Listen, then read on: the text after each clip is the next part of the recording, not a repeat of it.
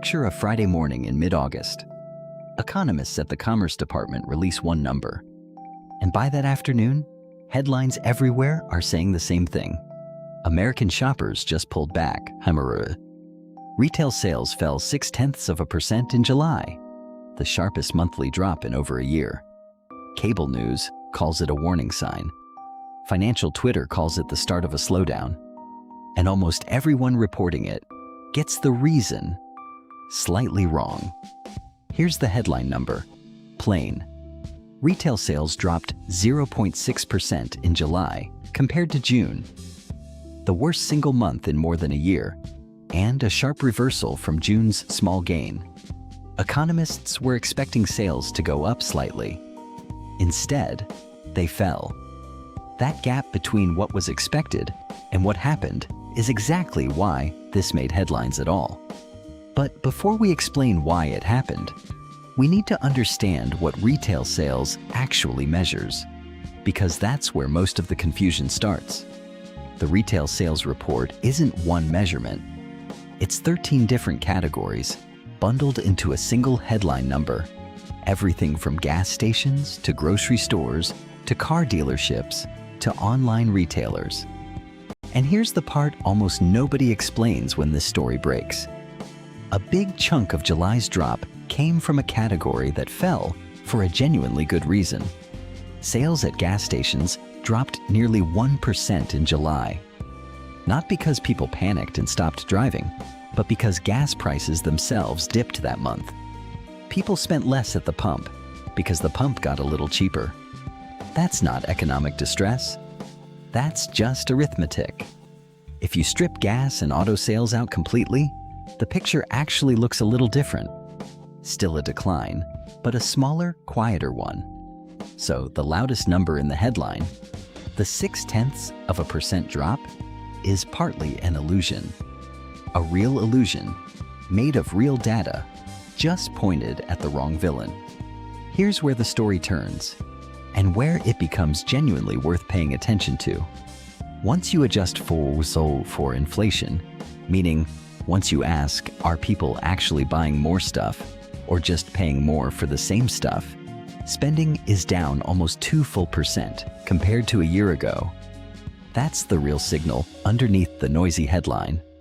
Prices went up. Wages didn't keep pace.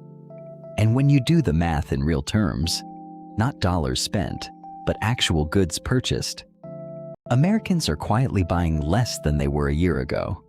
Not because of one bad month, because of a slow squeeze that's been building for a while, and July is just the month it finally showed up in the top line number.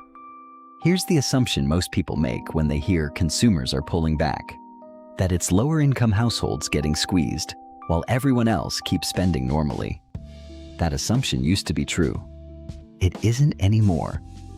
Trading down, shoppers choosing cheaper brands, cheaper stores, cheaper substitutes for the same goods, is now climbing the income ladder.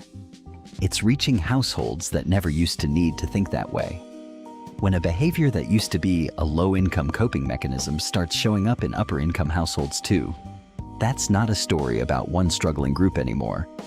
That's a story about the system. Something changed broadly enough that spending caution stopped being about how much money you have and started being about how uncertain everyone feels about keeping it. So what actually broke people's confidence? A closely watched measure of how Americans feel about the economy. Consumer sentiment dropped about 8% in a single month, ending a 2-month streak of things slowly getting better. That's a fast reversal, and it lines up almost exactly with the retail sales drop. Part of it traces back to credit. A specific, concrete group, subprime borrowers and younger credit card holders, have maxed out their cards and are now watching those balances compound faster than they can pay them down. When your credit is already maxed, you can't smooth over a bad month by borrowing a little more. You just stop buying. Multiply that across millions of households, and a slow credit squeeze quietly becomes a national retail sales number. To be fair to the full picture, this isn't a story about America shutting its wallet completely. restaurant and bar spending actually rose, even after adjusting for inflation. Grocery store sales stayed steady month to month and grew from a year ago. Health and personal care spending increased too. What's shrinking isn't spending in general.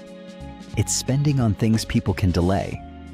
Big-ticket purchases, cars, electronics, discretionary online orders are the categories taking the hit, while spending on things people need, regardless of how they feel about the economy.